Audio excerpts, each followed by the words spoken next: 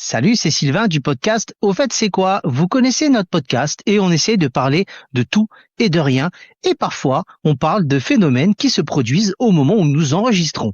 Le soleil commence à revenir, le printemps est là, mais le mois de mars, c'est quand même aussi réputé, hormis pour être mon mois d'anniversaire, pour le mois où il y a les fameuses giboulées de mars. J'en ai parlé avec Thierry. Dans le fond, je sais ce que c'est, mais pas vraiment. Mais au fait, Thierry, c'est quoi les giboulées de mars?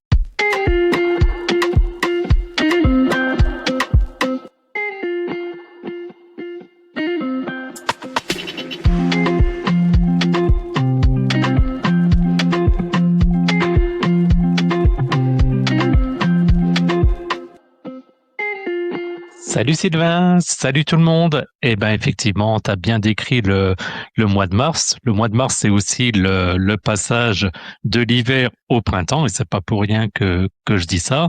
On en avait d'ailleurs parlé, hein. Est-ce que d'ailleurs c'est un solstice ou un équinoxe? Pour Ouais, je ceux m'en souviens. Je m'en pour souviendrai toute ma vie. je- Cet épisode. Voilà. Très compliqué à préparer. Si vous l'écoutez, vous entendrez mon agonie en début d'épisode. Voilà, donc épisode 6, mais en tout cas, voilà, c'est pas juste pour faire de la pub, il y a vraiment un lien. Déjà, comme d'habitude dans nos épisodes, on va commencer par une petite définition. Et en fait, les giboulées de Mars, pour faire simple, ça correspond à une espèce de caprice de la météo. En fait, la météo nous rappelle que le printemps hésite encore à s'installer confortablement. C'est encore un peu l'hiver, pas tout à fait le printemps, ou c'est le printemps, pas tout à fait l'hiver. Hein, je pense que vous avez tous vécu ça dans vos différentes régions. C'est en fait ça, les giboulées de Mars, c'est des averses soudaines, brèves et souvent violentes, qui surviennent donc à la fin de l'hiver et au début du printemps. J'en ai eu droit à une belle il y a environ une semaine en allant au boulot où effectivement je me suis pris une averse qui a duré, je pense, à tout casser 5 minutes, sauf que manque de chance, j'étais juste en dessous.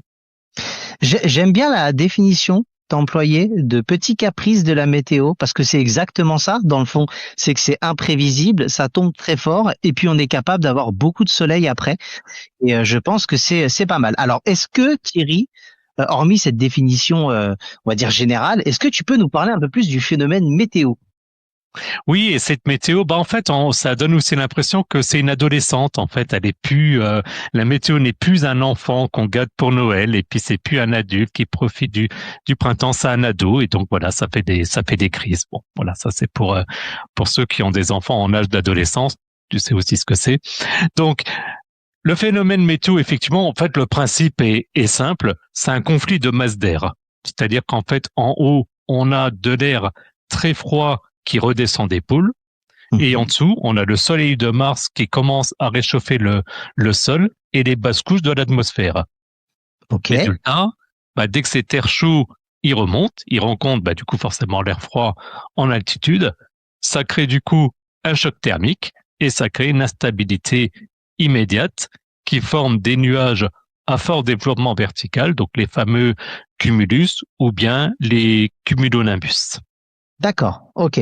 Donc il y a le chaud qui remonte, le froid qui est encore là, et bim, là pour le coup, les deux ne se mélangent pas très bien et ça nous génère ces giboulées-là. Exactement. Ok. Et comment se déroule une giboulée, Thierry? Je sais que tu as fait des recherches et ça, je suis curieux de savoir justement le déroulement de ce caprice. Et voilà, donc ce caprice, alors non, ce n'est pas du coup le ciel qui se roule par terre, qui se met à pleurer, qui hurle. Quoique sur certains symptômes, c'est presque ça. Une giboulée, donc c'est un condensé de toutes les saisons en fait en 10 minutes. On y trouve généralement un mélange de pluie froide. Ok. Et je rappelle, pluie froide. C'est pas une pluie Ouais. chaude, loin de là. Ouais, on le ressent. Exactement. Du grésil, tout ce qu'on adore. Je pense que c'est ce que je déteste encore le plus. Tu sais, les fameuses petites billes de glace blanche qui d'ailleurs potentiellement se transforment en grêle. Toujours Ouais. sympa quand on est en dessous. J'en ai eu une la semaine dernière. Alors, j'étais pas en dessous, hein, j'étais chez moi, mais ça a duré 3-4 minutes à tout casser et effectivement, c'est assez impressionnant. Hier, il y a de quoi casser des voitures aussi avec ça, hein, soit dit en passant, on a déjà eu le cas. Ouais. De la neige fondante, parce que faut évidemment se rappeler un petit peu l'hiver. Quitte à se rappeler l'hiver et même plutôt la fin de l'automne, on a des rafales de vent. Et il y a même des fois des coups de tonnerre. Eh ben tiens, comme on parle de tonnerre, on avait parlé d'orage, de tonnerre, de foudre dans l'épisode 106. Donc comme ça, si vous avez un doute sur qu'est-ce que l'orage, qu'est-ce que le tonnerre, qu'est-ce que la foudre, retour à l'épisode 106 qu'on avait fait il y a donc quelques mois. C'est ça. En fait, le podcast maintenant crée des liens. On parle d'un épisode et puis il va y avoir la petite main pour cliquer et qui t'ouvre sur les notions d'autres épisodes. C'est plutôt pas mal. Et pourquoi mars? Tiens, pourquoi pas février ou avril? Pourquoi on parle de mars spécifiquement? Effectivement, alors on peut en observer en février ou en avril. On parle d'ailleurs dans ce cas-là de météo de Pâques ou de lune rousse.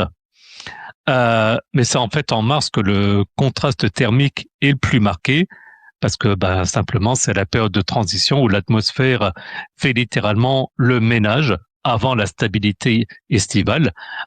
Tout simplement, le printemps, ça tombe en mars, ça tombe jamais en avril, ça tombe jamais en février, et donc c'est le rythme des variations, changements et ces bascules qui font qu'effectivement, on a même un peu l'inverse souvent en septembre-octobre, où des fois on peut avoir un mois d'octobre potentiellement chaud pour la saison.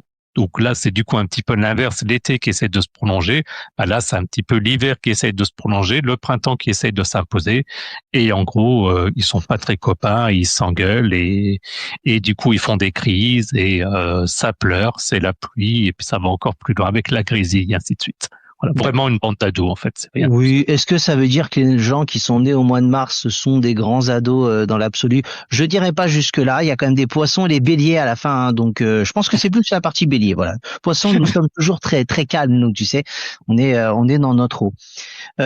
Ok Thierry, écoute, j'ai bien compris. Alors je me suis dit, et on s'est dit, toi et moi, qu'on n'allait pas faire non plus un épisode qui allait durer 35 minutes et vous monopoliser tout votre temps. On voulait que je vous expliquiez le concept, mais je pense que tu nous as forcément trouvé des anecdotes, Thierry, la fameuse rubrique légendaire des anecdotes de Thierry. Ah ben évidemment, surtout après sur des sujets comme ça, c'est même relativement simple de trouver des anecdotes. Déjà une petite anecdote météorologique, c'est en fait on dit souvent qu'une giboulée lave le ciel. En fait, après le passage du nuage, le ciel il redevient souvent d'un bleu d'une pureté incroyable en quelques secondes seulement. J'ai souvenir, il y a une vingtaine d'années, j'avais été, pour raconter ma vie 2 minutes, j'avais été faire le plein d'essence et on était je me souviens plus dans quelle ordre c'était, mais on avait vraiment eu droit au giboulée avec, on est parti, il faisait beau, d'un coup il pleuvait, on arrivait, il y avait de la neige, et on est reparti, c'est comme si de rien n'était. Et on est revenu du coup avec la voiture avec un petit peu de neige dessus, alors qu'en fait, il y avait un beau ciel bleu, on était parti une demi-heure.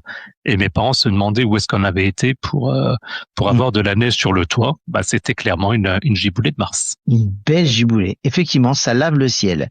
Et je vois dans le conducteur que dans certaines campagnes françaises, on se dit qu'elles étaient là pour nettoyer les vaches. Tiens, je suis curieux d'avoir ton explication. Et oui, un autre type d'anecdote. On pensait que l'eau glacée mélangée au grésil était la seule capable de débarrasser les bêtes de leurs poils d'hiver sales pour laisser place à la robe d'été. Donc une douche froide forcée, un petit peu pour tout le monde, pour être toute mignonne pour le printemps, et que les personnes lambda puissent les observer avec leurs grosses cloches accrochées. Donc voilà, j'aime bien toujours ces genres de petites anecdotes basées sur des croyances. Ok. Ensuite, je vois le record de l'indécision. Alors, tu parles de Lorient, donc dans le Morbihan, en 1980. Tiens, je t'attends. Je connais cette région. Mes parents ont une maison à côté. Je suis curieux là. Eh ben en fait, c'est une anecdote, on va dire classique chez les prévisionnistes et qui montre bien les conséquences des giboulées. C'est que donc, comme tu disais, dans le Morbihan, le ciel, il a été si instable qu'ils ont enregistré 14 changements de météo, et évidemment radicaux, en 1 heure. On est passé du bleu azur à la grêle, puis au soleil, puis à la pluie, et à un rythme si effréné que les habitants, ils savaient même plus s'il fallait fermer les fenêtres ou étendre le linge. Imagine la situation pendant 1 heure où le temps change complètement. Dans d'autres contextes et d'autres périodes de l'histoire, on aurait dit que les dieux étaient tombés sur la tête. Ah, notre belle Bretagne, fidèle à ses préjugés, on va dire. Mais ça, c'est un autre débat. Et je vois que la giboulée, c'est l'ennemi juré du parapluie. Exactement. Quand j'ai vu cette anecdote, je me suis dit, il faut forcément que je la mette. J'ai trouvé ça quelque part marrant. C'est que statistiquement, c'est le moment de l'année où on casse le plus de parapluies. Bah oui, hein, tu as des rafales ascendantes qui accompagnent l'averse et du coup qui retournent les baleines du parapluie en un clin d'œil. Et à Paris ou à Londres, on voit souvent les poubelles se remplir de dizaines de parapluies après une bonne après-midi de giboulée. J'ai déjà eu ce cas-là, j'ai déjà dû changer de parapluie parce qu'effectivement, d'un coup, mon parapluie se retournait et du coup, depuis, j'en ai acheté un petit peu plus solide.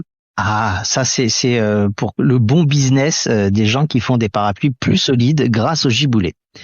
Eh ben écoute, je vois que c'était la dernière anecdote. Merci beaucoup à toi Thierry pour cette belle préparation. Est-ce que tu as d'autres éléments à nous communiquer ou est-ce qu'on peut passer au générique et à nos différentes infos complémentaires?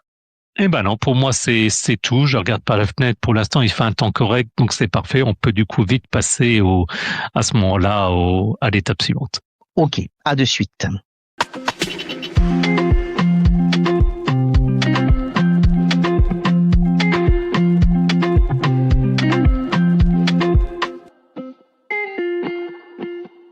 Et c'est Sylvain du podcast. Au fait, c'est quoi?